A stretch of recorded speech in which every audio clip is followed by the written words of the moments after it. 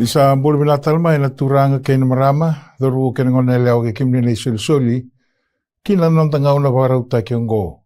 Ka kena ulutanga lebuti ko nei OTIOTI ni MATANITU ENA LEWAI VURAVUA. Ena mbongini ko enda na redeti ko na Nona Lewa na tui ena OTIOTI ni MATANITU ENA LEWAI VURAVUA. Sando mandana nonda masu. Tamai ke mami mailo malangi ke mami wabini vinaka vi kimni ena ngauna vinaka ngo. Risambita ba tiki-tiki me ke mami ndambe ka wararongo ve kemni. Kem sa sureta na numnyalo tambu turanga me mai tiko batiki ke mami. Me tumberi ke mami ka wakabulidi ke mami ana ne mami ngonongo. Ke mami sa masu na dai chisu na ne mami turanga o kwa ne mami wakambula. Amen. Nanda ulutanga na mbongani kuwa na Nona Lewa na tui ene OTIOTI ni MATANITU ENA LEWAI VURAVUA. Inda redeti ko na itos-tos ni nondambula ena vuruvurango, enda sa tiko eni karosanga vulkandua ni century, sa reida na itobo ni tamata, na kena sa visau, me sa ambasika na itobo kaukaua, asenga ni waka na bingau na sa oti, enda ambula woli maikina. Da reida na kena sa ababala na vibu bale, na wanua endandonu me basika kina na mbula marau, na wakadengu, na mbula sautu sa visau ni kua. Ena mbula ni bisinisi ni kua. Sa ambasika na alo ni tamata kodho-kodho kei na mbasulawa sa ambasika tiko ena vei rara talanga waka politiki enda indai. Enda sa reida tiko endua na ngauna reida wakisara enda sa mbula tiukina ngo. La reida na nonda yalalo kaitu X-rated morality. Kena mbali enda sa tiko na ndona ngauna X-rated kena mambalea sa ndua na vura-vura reira waki. Tu sartunga na kena ibakatangan dengan dedake na mbula ni mbasulawa, tobo kaukaua, kena vei tobo kedi enda sengi ni marautaka na tamata enda indai. Sa wakailiti ko na tamata enda indai na indusi-indusi. Se na kambasi mendusiti ko na noni lako endo na tamata ena mbula ni bubale, mbula ni vi maliwai, na mbula ni vononi daka kena mbula waka politiki enda sa tiko kina daindai. Sa yado kina menda tamusuka, waka libusara, na vi ka nrenre, na vi ka kautamai vi kenda na rarawa, kena mosi. Enda sa mbula tiko na dona mbula, enda sengani marautaka, na vi ka sa yado tukina. Endua na turanga ndo wandindike, Sir Arnold Toynbee. E asangako me wakatawatana na mbula ena winga una sauti. Sen History of World Civilization. Ena winga una sauti. Nanda mbula na kay Roma. Uir na Aztecs. Uir na kay Kirisi. Uir na kay China. Me wakatawatana kina mbula enda sa mbula tukina enda indai. Ena dua na nona iwola kawala koe e wakalitakatiko koe. Ni nonda mbula na tamata, mbula ni vei maluai, mbula ni vei rokorokovi, na mbula ni loloma, sa teke vu me lutu sombu tiko. Kakwa, it is reaching a climate of collapse. Kandona ka sanga iredo koe nanda wanjika ngoe ndona vuna levu ni watawatana tiko na vei civilization saoti kena kayado tiko enda inda iredo koe. Ni dona ka levu sa yado tiko rau tau wata kena vinga una sauti kena ngonongo na kena sa waka dhori tiko waka levu na mbasulawa sena bosambeka waka balangi lawlessness. Basika na nonrangauna na kay Roma, basika na nonrangauna na Aztecs, basika na nonrangauna na kay Kirisi, China. Garaido koe ni be tau wata sartunga nanda kinimbule na ngono ya kena mbulongo.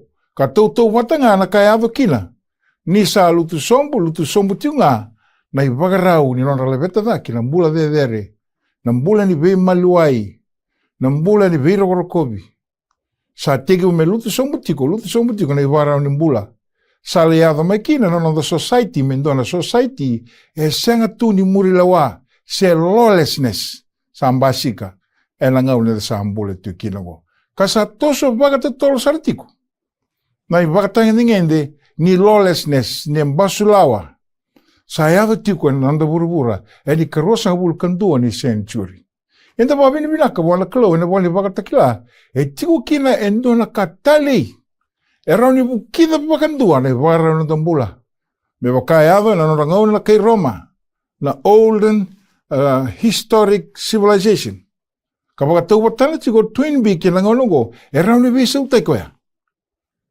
Rauwi kiana mendana visa utak. Ina kene iwali. Me visa utak ni wara na mbulongo e tiko ena wali wakatakila. Tapa vini vinaka kina wala kalo. Ene i oti nino na matanitu na kalou. Mena lewai vuravura. Na oti ni matanitu ngo enduana na code. En beauty ko na wali wakatakila. Karena mbula taka kwa na tamata. Era o kati tiko ena nona matanitu na kalou. Sia kwa na i oti ni matanitu. Kanda reida na mbongi ni ko turangi na marama. E vuka taka tiko na ingilosi endona i tukutuku. Matalia. Ka kadi wakatiko i vuravura. Kibeira kiada ngana tamata. Mera veira, mera rongoda. Kara kila na itubo bongo. Me visa utaki kina na vara unimbula.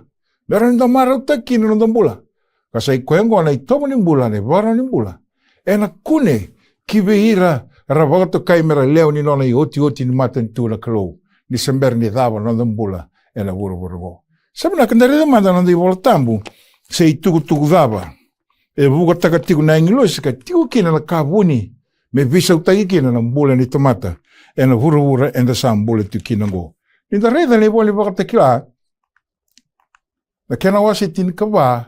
Tikine ono kena tikine vitu. E kai tiku wikenda na ituku ngo. Na kabuni ngo. Ona wili ka wikenda. Kai wikenda na wasi ni kalau. E na tikina ngo. Ia kawa reida. Endua tani tala na ingilosi. Sa vuka ena mali o kelo malangi ke vura. Asa taura na tuku vinaka senga ni otirawa. Me vuna utaki vira era sa tiko ena vura. Kasa kaya na domulevu. Wana inglesi ngo. Do rereva kana kalou. Kapaga rogo vikoya. Ni sayado mai na nona ngauna. Melewa. Turangi na marama. Ena tuku ngo. Ko vuka taka tiku na inglesi. E vingi maka tiu kina na kalou na kabuni ngo. Me visa utaki kina na raki ni mbula. E na vura e na sa mbula tiu kina ngo. Sabi na kanda na vara itang manda. E sona ti kina ni kua. Enda rera baka wakadaba na kalou. Bula ti ni kaitu na ti kina ngo. Ni sayado mai na nona ngau na melawa. Iyo ira kia na tamata. E rambula. Kara rungoda na itutungo. E nendo na mera rera baka na kalou. Ka baka roko vikoe ni sayado mai. Na nona ngau na melawa. Enta baka roko wakadaba. Wana kalou. Na dhama na ka. Enta na dhakaba. Menta baka roko kina wana kalou. Tarida manda na nonda ti kina katarabango. E tiko ena baka rua na kena wase tini na ti kina tini karua. A dhama na ka sa taronga vi kiamni ko tsoba. Na nomo ni kalou. Moni rereva ki tsoba nga. Na nomo ni kalou. Ka moni lako ena nona sala keda nga. Kalo mani koya.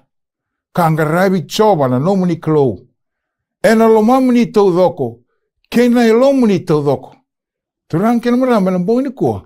Na wasango na rereva ki tsoba. Ni sayado mai na nona ngola melawa. Na kena imbale. Menda lomani koya. Kamuria na nona sala keda nga. Kalo mani koya tau dhoko. Kena lomamu ni tau dhoko tala nga. Ena lomamu ni. Kena e lomu ni tau dhoko. Kena imbale na wasango na rereva ki tsoba. E senga nindona ka. Menda vuni kina. Na kena imbale nga. E bari tatu wikenda na ivarua. Menda lomani koya na kalou. Kamuria na nona sala keda nga. Ndio tana tikina ni varua na kena wase ono na tikine rua. Ni rerevaki. Au zambi chungo bracket lomani. Tsoba. Kina na nomu ni kalou. Muni vaka mbauta. Na i vaka ro keda nga. Kena nona i vunau. Kebo kainda vaka mbauti tsoba. Enda na vina kate menda muria na nona i vaka ro keda nga. Da rerevaki koe. Balete ninda lomani koea. Isa reida turang kena maram la kabuni e vingi magitiko le tikina ngo. Ka vuka taka tiko na inglosi. Na i tuku vinaka isenga ni otirawa. Na i oti ni nona kadi kina vura ngo. Ka tiko tanga kina la baka sam baka usabara itako ti mi visa utaki kina nona mbula na tomata kita nga. Sei koea na nona lomani tsoba. Se rera bagi koea me baka abara itaka tiko na baka tekra. Menda lomani tsoba. Ka pakambau te nona ni bagaro. Ka muria na nona ngau ni sala ke nga. Ka bagaro te wei kena kalau. Na OTIOTI ni tukutungo. Dau rere bangala kalau. Ka bagaro wei koe. Ni se hava mai na nona ngau na melewa. Ta kene imbali nga menda loma ni choba. Ka muria na nona i bagaro. Ka pakambau te na nona i bagaro ke nga. Kena nona i vunau. Na dava ni vunau ngo. La reida nei voltambo ne varua ke no ase ba e tikina tin katol ka vike na tikina go ia sa da buta vi kemni ko choba na nona via la lati no le vuna na klo se ko na nona via la lati na klo ki vike o ko sa ba rota vi kemni moni da kaba ia nei vuna o tini asa bolako koya ena batura ramba e rua na vuna o tini turanke marama koe volana ke lou na gangal nilingana. Nona vila lati na ke lou na tamata. Veira era sa rereva koe, selo mani koe. Sera vakambauti koe. Mera muria na nona i vagaro. Kara vakambauti koe tana. Santo na vakasama tali. Veira keda na last generation. Na OTIOTI ni kau tamata. Erna o kati mera nona matanitu na ke lou. Na OTIOTI ni matanitu. Ena Tiko na nona viwe kani wata kena kalau. Era lo mani koe na kalau. Era vina kata mera lako na nona ngau ni sala keda ngana kalau. Kara vakambauti koe. Na ivuna ungo. Sai koe na ivuna witini. Kavolana kalau na gangal ni lingana. Na watu raramba erua.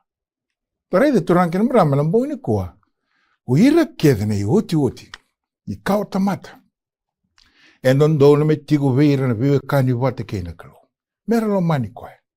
Ka veke na vosi ni klo ke bakando salamani au do talai rau aqui na ibuna kene mbale na lawlessness e ado te buru ni ko ni sa da buka ngana non da vega kani wata ke na kalo ela barona ke lo wasitini na tikinero kana tikingo ia kauna vola e na batura ramba na vosa sa vola e na batura ramba liu o koea koa borolaka e wasti na kalo be masis ia mongai viri noda kina loma ni kato me no kina. Watura rambe ruongo koe boroka ko Moses. E na ngau na rowe soli kina kao. Sanga tungona wana kalo na ngona sa vola ital kina o soli tal be Moses. Go na batu na vuna wetini. Membiu Tiko e na loma ni kato. Sei koe na kato ni via lalati. Era kau taboli na Israel. Ela bebo no keda ngara lago kina na loma ni likutu. Turanke mrama sei kwengo na nona i vagaro na kalo me visa o te kina na ndakini bola. Ina reida ne vakata kilana kena wase tin kandua na tikine tin kadiwa. E reida tel tiko tsoni na vatungo. Ni tiko voli. E na vali ni kalo. Kai wikenda na vakata kilana kena wase tin kandua na tikine tin kadiwa na tikine. Kai wikenda asan dola na vali ni lotu ni kalo. Mailo malangi. Asa rai na nona vale na kato ni vosa ni via lati. E rei lo rei tiko na vatura rambongo e na loma ni kia na kato ra koutu na Israel. E nanga imi reida tikinango. Na vatura rambongo. E tiko sarangai na nona vali ni lotu na kalou. Mai vei, mai no malangi. Na nona kato ni via lati. Na kalou wata kei na tamata. Tali, enda redi tiko na wakasama. Sei kwengo na watu, kambiu kina loma ni kia na kato. Karakauta voli na Israel. Na kato ni via lelati. Sela kera babalangi beka. The Ark of the Covenant. Katiko kina na via lelati ni kalo. Ena OTIOTI ni ngonongo. Na kalo e vina kata me kauti kenda lifestyle na tamata. Kina nona i vagaro, i vagadengu. Bula sautu. Muri lewa. Kabolana kilo e na ganga lilingana. Sei koe na nona vile lati la kilo wat kei kena tamata. Sabi na kenda reida mana. Na dhapa na inaki ni vunongo. Kele matai. Na vuna witini sei koe na yawu. Enda na lewai kena. Sei koe ngona i vagara ni mbula enda ndo na menda muria. Ena vile wai ni kilo. Na lewai kena koe nona tamata. Era lewai Tiko, ena nona i vuna una kalo. Na vile wai, sei koe na vi tartarungi. Era na tarungi kina koe na tamata, membaleta, na nona i vuna una kalo. Beleta ni kuhiran dina, na nona tamata dina na kalau. Na muria na nona ivunau na kalau. Kai wikenda na tia mesa na kena wase rua, na tikina tina karua. Kai na tikina ngo, nisai koenga, sa kaya kakuni ndau lewa. Sa kaya talanga kakuni lamba. Ia kepo kako sa senga ni ndau lewa. Ia ko sa lamba nga, ko sa talendendre kina ivunau. Durang kena marama na mongi ni kua, nona ivunau na kalau en dusia wikenda, na dhava na talendendre. E wara itaka wikenda na vele wai. Wara itaka wikenda na ka ena na lewai kina. Kepo ka senga na ivunau, ena seng ni wara itaki wikenda na ka, ena ndonu menda da kaba na visi. Pala tini sei koengwa na ka ena na lewai kina. Na ikarua. Ni ka e waka edora na ivunau. Na ivunau turangi na marama. E mararoe na londa mbula ni veukani. Da reida na imatai ni vana ivunau. E mbalete tiunga. Na kena mararoe na londa veukani wate kena kalu. Naga me reida na kena ika ono. Galako somo me adoma na kena ika tini. Na londa veukani. Wate keira na tamata. Sabi na kandala komo manda na imatai ni wasi. E na lako ni kena wasi rosa nga bula tikine ono. Kai wikenda tikina ngo. Me kako viko na kalotani. Ko ia ndua nga. Tareida na matai ni vunau. Na nanda viwe kani wate kina kalu. Kau itaka na kalu.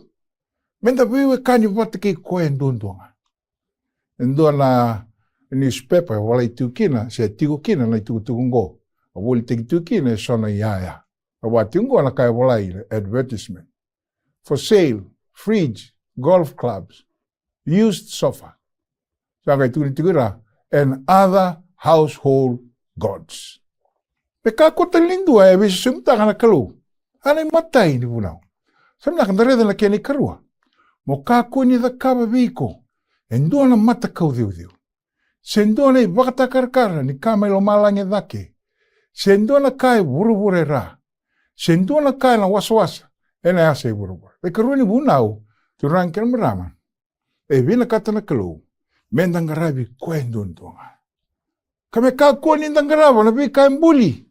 Mendangarabi kuenduntunga na kalu. Wala redi tu ni ko turang kena merama. Na vura anda sa mbuli tiki no sa libutal na kai ndangaraba. Ia na kalu. E vina kata menda viwe kai ni nga wate ki koe. Na nonda sema wana kalu. Na imatai. Na kai wikenda. Na nonda viwe kai ni wate ki na kalu. Na ikarua, me ka kotale na dona ka. Me veiso so mitaka na kalu. Ikuwa sa lebu na kai sa mbasika. Reida na itamungona Australian Idol. Sa yavu tiko mendangaraba na kalu matakau. Kada singin ngarabi koe na kalu. Tunang kena marama na matai kena kena ikarua. Sa koe na nonda viwa kanyo mataki na kalu. Samna kanda reida talimanda. Endona kaya bola na tunang ko anal tuin bi. Ka koe. The sin of idolatry through a worship of the creature instead of the creator, we have found one of the causes of those breakdown from which the disintegration of civilizations follow. E reida koe na nona wakataupa tala tiko na mbula e na old civilization. Kai Roma, Aztec, na kai China, na kai Greece. E reida tiko koe ni ka e Boroka na nona mbula ni vema luai, ado kina na lole sina ngono ya. Nira sabi so mitaka talitiko na tamata. Veka mbuli me so mitaka na kilo, ena ngono ya. Sabo kata nga kina na ngono na mbula kina na indai. Ni ngono na sa tiki hu menda viso so mitaka kina. Ni veka mbuli, menda so mitaka na ndao ni mbuli. Sana tiki hu me lutu sombo, ne wagarau na mbula. Ni vewe kani, watamata. Sana tika mbasika na mbasula wala itobo koko. Na kene katolu. Mo kako ni dhabuta wala ngana adha ichoba na nom kalu. Ni sa seng ni bagandonia ko choba. Sa dhabuta wala ngana adha. Reda ni katolu ni vunau. E maleta talitu nga. Na londa viwe kani wate kene kalu. Uira keda revela kata mera muria na kalu. Endondonu mera mararoe na adha ichisu karisto. Mera kakuni bagadadana na yada chisu. Ene bagara non rambula ele visinga. Ene bagara non rabim maluai. Nir sa kilai tani tu nego irangona lotu ba karisto. Endo no mera mararoa lai tobo na tisu. Me tiki non rambula. Nambula ni ve malewai tisu sanandon me warai taki. Ni non rambula guira. Sa sema vewe kanitu wate ke tisu Kristo. Ai katoli unau. Moka kone da wuta wale hada I choba non kalu. Tare tanmanda na keni kawa. Ena lakwa ni na kena wasi rosanga bula tikina walu kina tikina tini. Ronga na kai tuna tini go. Mona numa le singa ni baka dengu. Mo baka tambuya. E ono na singa mando da kina. Ia ne kavitu ni singa.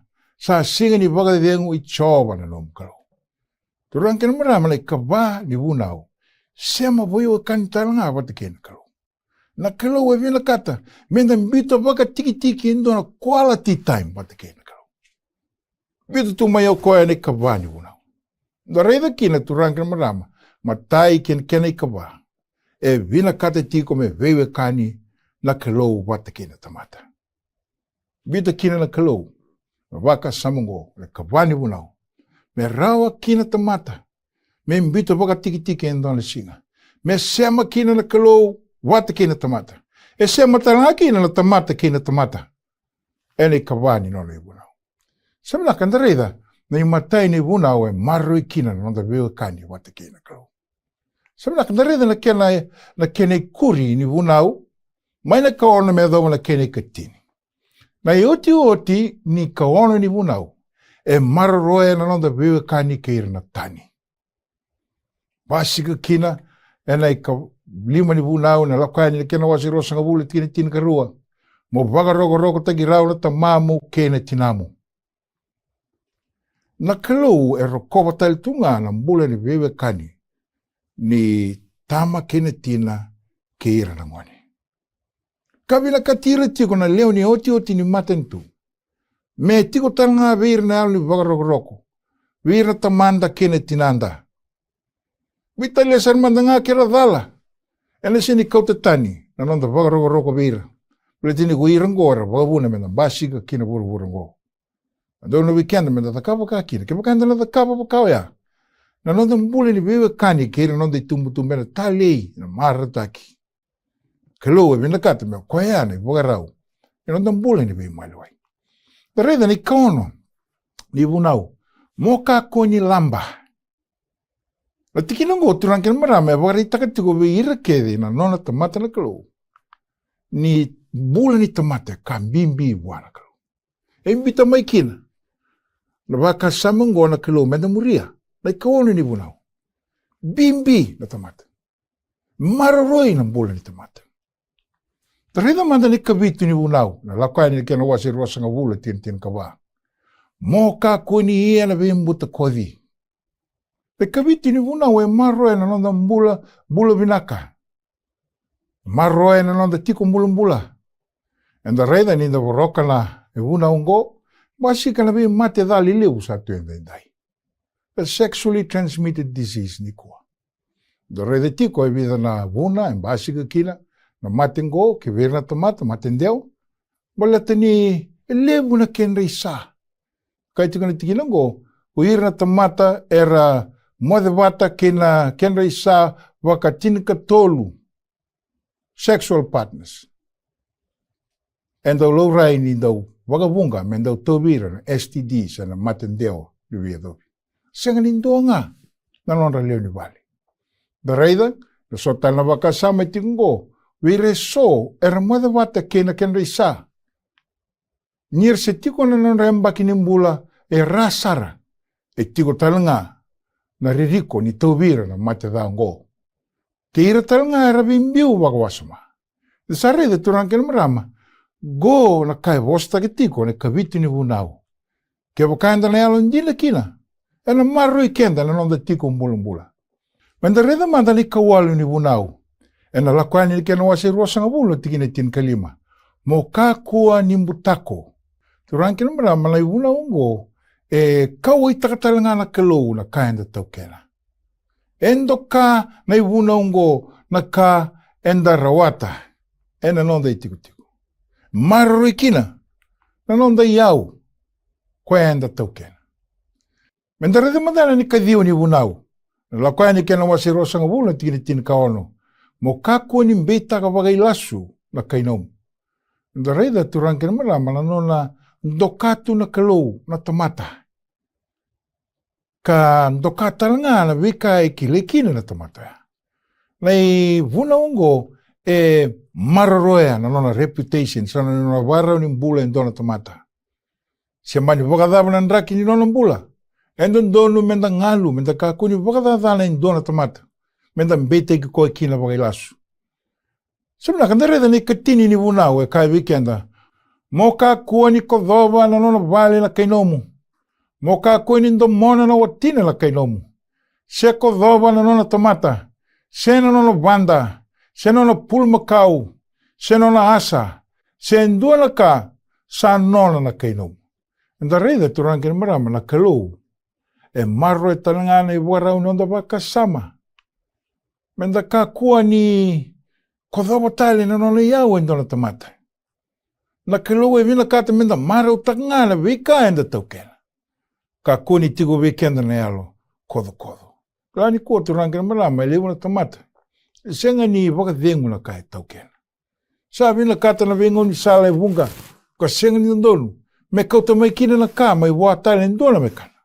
Ia turangin marama ni ka tini ni vunau e wawuli di kenda na kalou. Menda marau takanga na wika enda sa tauken. Kanda ala waka dhengu kina. Ena nonda ngau nongo. E wara itaka wikenda. Ati kinongo. Na nona i vunau na kalou. E senga wakandua ni materawa. Se outdated me wakarando kaiso. Ngandrevi e nona ngau na tamata na vengo na makao. O irina Israeli. E kaya ngandreva talanga na tamata indai.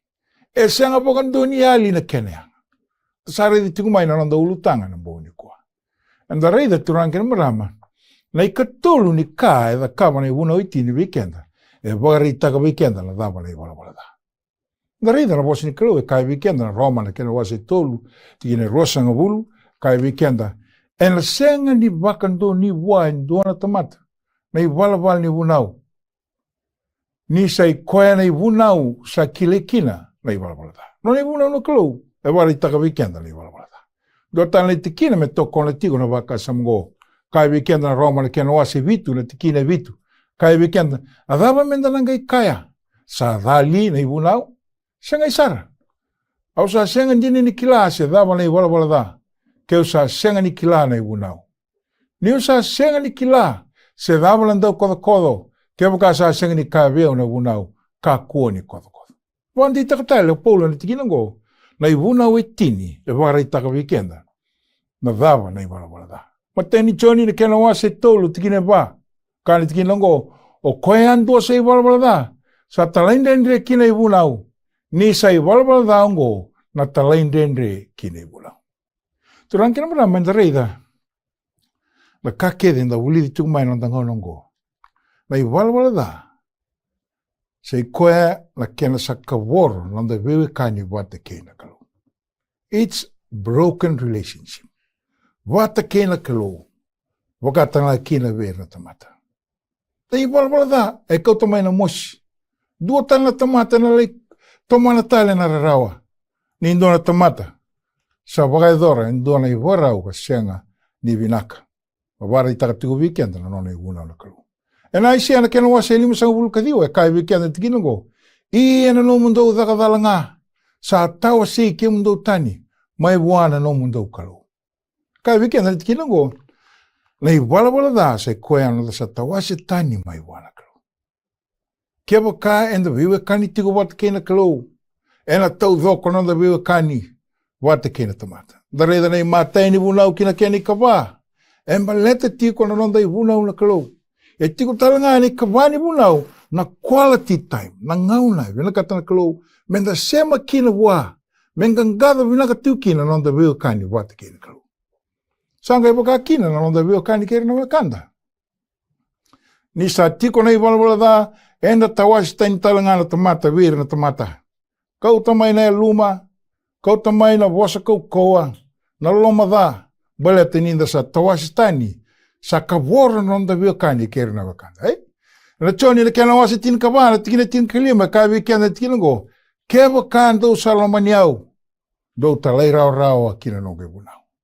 Tarida na wasongo na loloma. E tiko kina na sema viwa kani. Wata kina kalau. Go na kai vina kata na kalau. Me hado ki vira na oti ni kau tamata. Se koira na oti ni matanitu ena lewai vuravua. Mera lo mani koe na kalau. Kamu ria na ngau ni sala keda ngai vina kata na kalau. Ka vagambouta na kalau. Koira na Israeli na ngau na rasa buki tani kina ma na Nona Lewa na kalau. Era sa tapa sara lewu na kandende. Ara tauri vaga vesu mai vira na kai Syria. Ena vitu na rau rosa ngabulu ka rua na mbada. Daraida na mai tu vaga vesu mai Papiloni. Rusa ko Jerusalemi. Baleta ni rasa buki tani.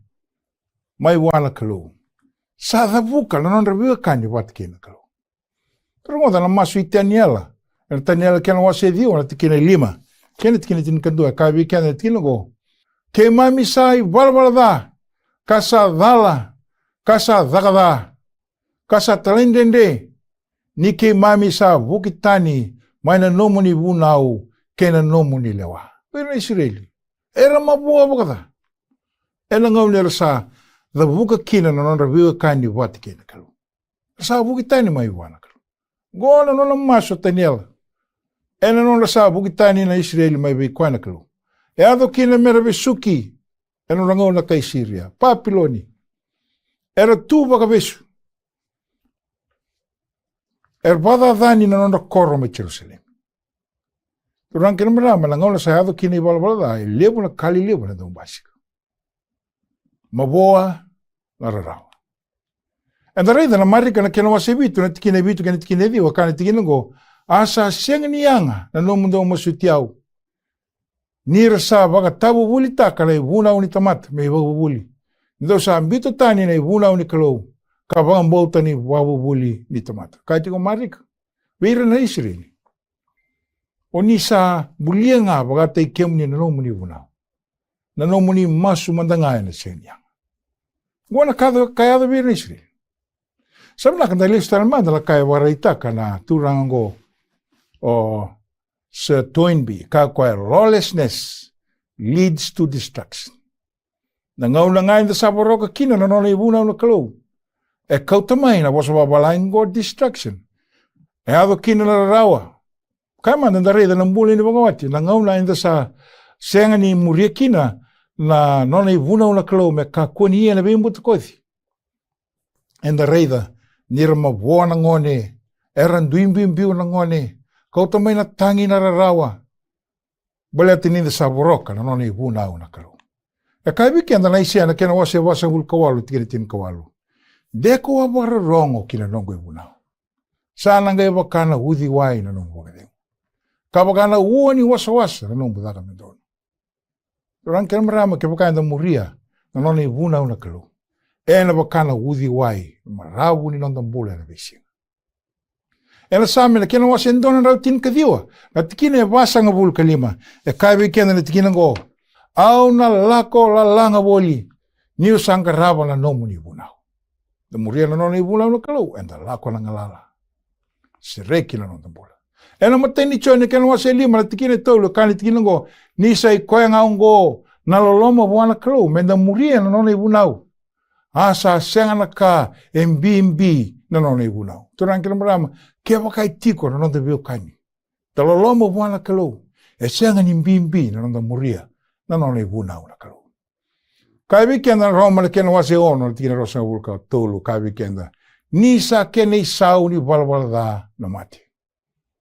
Kaya wakau koengo na kaya na yada wikenda. Na ngau ni da buroka kina na Nona Lewa na. Basika kina na i valvalada. Tama beka na kena iwali. Ninda sa ambula e ambula iwalwala. Ninda sa buroka na Nona Lewa na kalau. Na kena vinakataki na Nona Lewa kani kena kalau. Tama beka na raninda na kabu kina. Mena waga vinakataka na Nona Lewa kani wati kena kalau. Nona rawa wikenda mena tali rawa. Kina Nona Lewa na kalau me waga utaki na Nona Lewa kena kalau. Rawa waga dabo. Baleta ni reida na Nona vuka takatiko na ingilo singo na tuku vinaka senga ni oti rawa. E kai tiu koe na noni tutu kuntou, reire waka na kalou. Waka roko vi koe, ni sai ado mai na nona ngau na melewa. Darida turangi na marama, na kene wale tikundondong abe chisu. E kai wikenda na ipriu na kena wasi tin katol na tikina rosa vulkandua. Kane tikina ngo. Ia na kalou, iwi waka dingui. O koe ka kauta tale mai na mati ni nonda turanga ko chisu. Na nonrai waka tau levu na sipi. E na vuku ni nra. Sa ia kina na vira yala lati tau mundu. Me waka vinaka taki ke mundo manda. Ko koea. E nei wala vinaka kedanga. Mundo da kava na Nona Lewa. Turangi na marama. Na iwali ni lawlessness. Na londa roka na nona ivuna una kalou. Tikundondonga ave chisu karisto. Tiko wana kalou. Tiko wana kalou na elota. Ka vika na tinongo koea nga na da kava na vika kedanga. Koe ngā kasuli chisu karisto. O koe na nonda waka tau levu ni sipi. E na vuku ni nona nra. Sa andua tele kina na viara lati tau mundu sa da kava na kalou wikenda. E rao wikenda me da kava kina na Nona Lewa. Na iwali ni kena voroki na nona ivuna una kalou. E tikondondoa ngā wana kalou. Tau tale ka wikenda na tikina ngo. E na ipriu na kena wase walu. Tikine tini karua. Kani tikina ngo. Asa kai ko choba. Sa waka ngo na viele lati kauna da kava vira na matangali na Israeli. Ni sa oti na ngau na koea. Au na tungana na nongo ivunau kina romandra. Na kalou turangi na marama. Sa tuwa rau me bukikena. Tapos kay kana kaya nikuri. Kabu la ena londra. Ia kauna yado me nondra kalou. Ia erna yado me nongo tamata. Nira na kilei au kedanga. Kuira na tamata lalai. Kira tal nga sa turanga. Niu sa yalo vinaka vira sa senga ni dondonu. Ia kau sa senga ni numatali nondra i wala Kena nondra talai ndende kedanga. Turangi na marama. Na iwali ni lawlessness. Kena boroki na nona ivuna una kalou. Tikundondonga wana kalou. Inda lago mai ve chisu karisto. O koe na tungana na nona ivuna au kina lomanda. Kana buki kenda me na muria na nona ivuna una kalou. Da reida turangi na marama na boini kua. Na nrai chisu. Sambo kodi kina nona di wala. Na nrai chisu. Sabakan dua wata tagi kenda wana kalou. Na nrai chisu. Sabakan bula taka vi kenda na yalo ni loloma. Mendangai rao ni talai rao kina wa. Kebu kawa senga ni kilatigo na kaya kawa chisu kina na mbula. Nona mai mati na kovila tai. Me ado koe me nomu isoro. Me bokodi na nomu iwala. Sa ado kina me bakan dua wata kenda wana kalou. Niko sa tiki wumo pa kila na vi kali lebu da kawo chisu karisto. E na mbudhini, e na lomanda na loloma. Me rao vi kenda me talai rao kina wana kalou. Na keni kawa, sa sulia na mbula wou. Kena kaukoa. Me rawa ninda mbula e na veila mani. Da reida na rai chisu karisto se koe na ustu lebu. Ninanda muria na noni punau. Niko sa reida na kaya da kava na kauvila tai na vukumu. Sa wasema vewe kanyi wata kei chisu. O sa lomani chisu. Ela veisa utaka na turanga na nombula. Ena yada mo talai rao aki na noni unau. Wakaya utaki. Ena nomu rao vewe kanyi wata kei chisu. Ena roma na kena wasi tolu, tina tolu sorbu kandua. Kali tkina ngo kitau sangai waka tawa yanga taka na unau. Ena wangambauta se sengai. De son tamata rakai tiko na wangambauta. De sambula ngai la wangambauta. Sa seng nindo na kena yanga na noni unau. E kai tiko polo na tina ngo. E sengai sara. Kei tau sa waka taundi taka ngā na unau. E wala tamba kai wikenda ni senga ni semboko na noni unau. Ninda muria tiko na noni unau na kalo. Nda wa taundi taka ngā. Na nonda vewe kani wata kei na kalo. Ena choni ni kena mataini choni kena wasi rua na tikine wa. O koe sa kaya au sa kile koea. Ia ka senga ni muria na noni unau sa wasa lasu. A sa senga we koea. Nandina. Indona tamata, e senga ni muria tiko na nona ivuna na kalou, e senga tu nindua na nona vewe kani wata kei na kalou. Wasa lasu wali tunga, e senga ni tiko ndina wa nandina. Kai tiko ni rau vewe kani wata kei na turanga, indo tani na mbula taki tukina, mbula tukina. Turangi na marame na mboi ni kua, Enda mula tiko na loloma, sini ken balbalea, me sakautani na nona ibuna una klo. Yola kane warai tengo. Kewa kao sanrai utingan no motoka, ina dono vonua, tiko kina na speed limit, kasi indono mo, wakadidiwa na no mulori, me sivia na speed limit oya, gaitaro wiko na ubisa. Gaituko na wiko, niko sana ngalala. Nio sa lako, dina nio boroka na lawa, au sa suli wiko na ngalala mo lako. Ya na loloma, sina grace. Sini kene balbalea nio sa raida na loloma la klo, sina grace. Mo sa lako na ngalala, me sa suli wiko na volotara, mo mbula waka Italia. Ni sa waka mbula iko kutisu. O sa wakilani sa sereki ko kutisu. O na mbula taka na mbula venga niti ke tisu Karisto. Bale atini sa wangalala tegi ko by his grace. O sa ngalala ki. O na vila kata mo wewe kani tunga wat ke tisu Karisto. Bale atini sa wangalala tegi ko. O na vila kata mo da kabu tunga na vika keda nga do. Turang kel marama. Ni sa wakambula kenda ko tisu na ndalana mai Kalvari. Ni sa wote ko Kalvari. Ni sa tingo me tisu Karisto. Sa tiko kina na nona grace, na nona loloma, da do wita no taka walebu na waso na grace. Na vua ni nonda wewe kani. Sei koea na nonda taleira o rao we tisu Karisto. Ena nonda i lago lako. Kedanga. Ela bata klana kena wasi tin karua, ela tikina tin kabito, kai wiki ane tinongo, asa dhunru wane leo na ngatelebu. Kala ki hie na weiwa la kira na kena boni nona kawa. Oira sa wakam bauta na wasi ni kalau. Keeping the commandments of God. Ka taura tiungana i tukutuku kei tisu. Na i oti ni kao tamata. Na i oti ni leo ni matanitu ni kalau kwa ena lewai vuravura. They will be commandment keeping people. Balata na dava, ni sa sema wewa kani wat kei tisu Karisto. Sa wakila na grace. Sa sereki. Maina non rambulan ruka. Ena vei ngau na tau dhoko ni sa wakila na non sa mbula sereki. Na vila kata mera muria na nona ibuna una kalau. Na i oti ni kao tamata. Kwa sa baka soku muni riti kumai ko tisu Karisto enda indai. Na muria na nona ibuna una kalau. Balata nira lomani tisu. Turang kena marama na loloma wale nga. Na rao weekend man talai rao kino wana kalau. Na kalau ena vola na nona ibuna ena lomanda. Kina nonda baka na moni ko tisu sureti kenda tiko. Wakila tiko na turanga na nonda bulan ruko na tamata. Iwi kenda taranga na tamata. Kevo ka enda wakila na isau levu enda wuli kina menda ngalala. Na rawi kenda menda dhawi kalawa ena mbula ngalala. Menda talai rawi tisu Karisto. Menda leo ni nona i oti ni matanitu. Enda wakila tiko na loloma. In response, enda lo mani koe wakatanga kina. Balete ni sa mati o koe na ukunda. Enda sa vila kata menta talai rao. Nonda ngangandre. Ena kauko ni klo. Menta muria nona i wakaro. Sena nona i wuna una klo. O sureti kenda tiko. Kea waka tanre tiumbeka na nomu mbula. Wakila tiko ni tabu utu tiko nomu ilako lako. Gona i wali ni nomu lenga. Mulago mai bagi tisu Karisto. Mo muria na i varo na sulibi ko ng bulang alala.